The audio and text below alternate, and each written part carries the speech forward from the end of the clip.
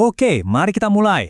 Hari ini kita bakal bedah satu karya yang, luar biasa penting dalam filsafat Islam modern. Judulnya Falsafatuna atau Filsafat Kita, karya Ayatullah Muhammad Baqir Al-Sadr. Kenapa ini penting? Karena ini bukan cuma buku biasa loh. Ini adalah sebuah jawaban, sebuah pertarungan intelektual yang dahsyat untuk merespons tantangan zaman. Dengerin deh kutipan dari pengantarnya ini, keren banget. Untuk memberikan jawaban Islami, bukan hanya dengan meneriakan slogan-slogan. Ini dia kuncinya. As-Sadr itu nggak mau ngajak kita teriak-teriak tanpa isi. Enggak, dia justru ngajak kita untuk menggali tradisi intelektual Islam. Pakai apa? Pakai logika dan nalar. Jadi ini bukan soal iman buta, tapi soal berpikir secara mendalam. Nah, untuk benar-benar paham kenapa buku ini wajib baca, kita harus mundur sedikit. Kita perlu lihat dulu medan pertempurannya. Apa sih yang lagi terjadi di dunia pemikiran waktu itu? Coba bayangin ya, Anda hidup di abad ke-20.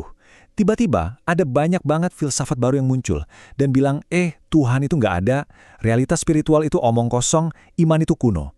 Fondasi keyakinan Anda digoyang habis-habisan. Nah, kira-kira beginilah suasana intelektual yang dihadapi dunia Islam waktu itu. Dan serangannya itu datang dari berbagai arah loh.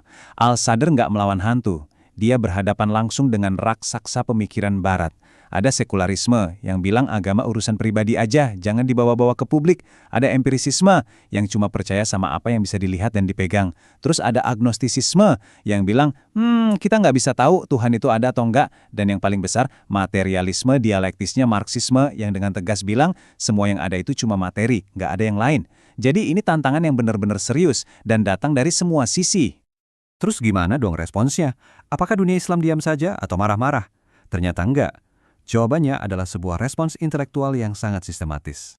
Disinilah pahlawan kita, Ayatullah Muhammad Baqir Al-Sadr, masuk ke panggung. Dia nggak cuma ngeluh, dia duduk, berpikir, dan menulis Falsafatuna. Buku ini adalah, bayangin aja, sebuah argumen balasan yang super rapi dan terstruktur untuk menjawab semua tantangan tadi. Dan yang paling keren itu metodenya. Al-Sadr ini ibaratnya membalas api dengan api, tapi dalam artian positif. Dia pakai senjata yang sama dengan lawannya, yaitu logika, nalar, dan argumen filosofis. Dia nggak bilang, pokoknya percaya, tapi ayo kita pikirkan bareng-bareng. Dia menekankan pentingnya kausalitas, hukum sebab akibat, dan peran filsafat untuk melawan ide-ide sekuler itu. Oke, sekarang kita masuk ke jantung perdebatannya. Ini pertanyaan yang fundamental banget. Gimana sih cara kita tahu sesuatu?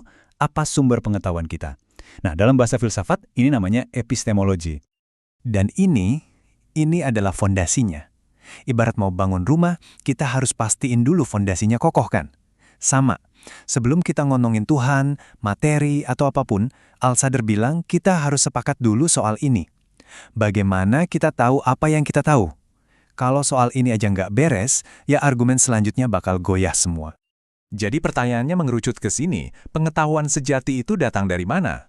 Apakah dari indera kita, mata, telinga, sentuhan, atau jangan-jangan ada sesuatu yang sudah ada di dalam akal kita dari sananya? Nah, di sini ada dua tim yang berdebat. Tim pertama, empirisisme. Bilang kalau pikiran kita itu pas lahir kayak kertas kosong, blank slate. Semua pengetahuan itu ditulis di kertas itu lewat pengalaman indrawi. Nggak ada pengalaman, ya nggak ada pengetahuan. Tim kedua, yang diwakili Al-Sadr, yaitu rasionalisme Islam, bilang tunggu dulu. Pengalaman itu memang penting, tapi akal kita itu bukan kertas kosong. Akal kita itu sudah punya software bawaan, prinsip-prinsip dasar yang bikin kita bisa mengolah dan memahami semua data dari pengalaman itu. Dan ini poin krusial dari Al-Sadr. Gini deh, simpelnya. Gimana Anda bisa percaya kalau setiap kejadian pasti ada sebabnya? Itu bukan sesuatu yang Anda lihat dengan mata kan? Itu adalah prinsip yang diterima oleh akal Anda. Menurut Al-Sadr, bahkan pengetahuan dari indera pun baru jadi masuk akal kalau ditopang sama prinsip-prinsip dasar dari akal. Jadi akal itulah fondasi utamanya. Oke, fondasi sudah kuat. Sekarang Al-Sadr mulai menyerang. Dia secara sistematis membongkar argumen dari filsafat-filsafat barat dan target utamanya adalah Marxisme. Apa sih materialisme dialektis itu? Gampangnya gini, menurut paham ini, realitas itu cuma materi. Nggak ada Tuhan, nggak ada roh, nggak ada apa-apa selain benda-benda fisik. Dan dunia ini katanya bergerak maju karena ada konflik atau pertentangan terus-menerus antara kekuatan-kekuatan material. Nah, cara Al-Sadr mengkritiknya ini jenius banget. Dia nggak pakai ayat suci, tapi pakai sains modern. Gini logikanya. Kaum materialis bilang, semua-semuanya itu materi. Tapi Kata Al-Sadr, coba deh tanya ke fisikawan modern, apa itu materi? Ternyata, fisika sudah membuktikan kalau materi itu bukan benda padat yang stabil. Di level paling kecil, materi itu cuma energi yang terkondensasi. Jadi, pandangan materialis yang kaku soal dunia ini, malah jadi nggak konsisten sama penemuan sains itu sendiri. Ironis kan? Ini benar-benar pukulan telak. Al-Sadr sampai pada kesimpulan bahwa, hey, para fisikawan sendiri sadar kalau materialisme itu udah mati. Pandangan mereka tentang dunia ternyata sudah nggak sejalan lagi dengan bukti-bukti ilmiah dan empiris. Paham yang paling ngaku-ngaku ilmiah, malah digugurkan oleh sains itu sendiri. Tapi Al-Sadr bukan tipe orang yang cuma bisa merusak tanpa membangun. Setelah dia merobohkan bangunan filsafat materialisme, dia menawarkan alternatifnya, filsafat kita. Jadi, seperti apa bangunan filsafat yang ditawarkan Islam menurut Al-Sadr? Pertama, ada kebenaran mutlak yang nggak berubah-ubah. Kedua, realitas itu nggak cuma yang fisik, tapi juga ada yang transenden dan spiritual. Ketiga, logika itu bukan musuh iman, tapi justru anugerah dari Tuhan untuk kita bisa paham dunia. Dan yang terpenting, semuanya ini harmonis. Akal, pengalaman indera, dan wahyu itu bisa jalan bareng. Poin ini penting banget. Kerangka berpikir ini sama sekali nggak menolak sains atau logika. Justru sebaliknya, ia mengintegrasikan semuanya ke dalam sebuah gambaran realitas yang jauh lebih lengkap, yang di dalamnya juga ada ruang untuk Tuhan. Jadi ini bukan ajakan untuk kembali ke masa lalu, tapi untuk maju dengan pandangan yang lebih utuh.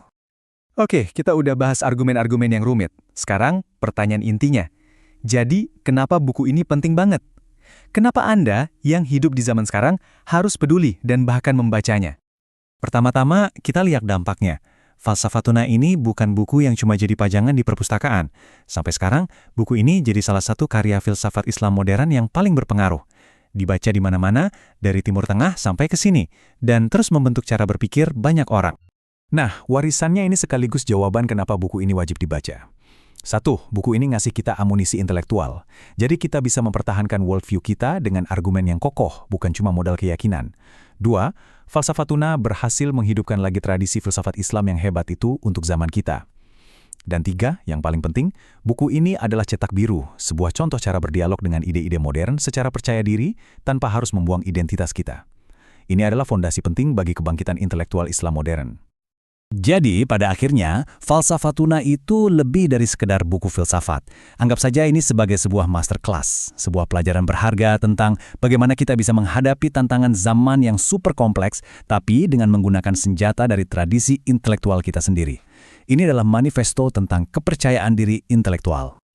Nah, sebagai penutup, saya mau lempar pertanyaan ini ke Anda. Di zaman sekarang, di mana kita dibanjiri jutaan informasi dan ideologi yang saling bertabrakan setiap hari, gimana cara kita memilih mana sih ide yang benar-benar akan jadi fondasi hidup kita? Falsafatuna mungkin nggak ngasih semua jawaban, tapi yang lebih berharga, buku ini ngasih kita alat dan metode untuk mencari jawaban itu sendiri. Semoga kupasan ini bermanfaat.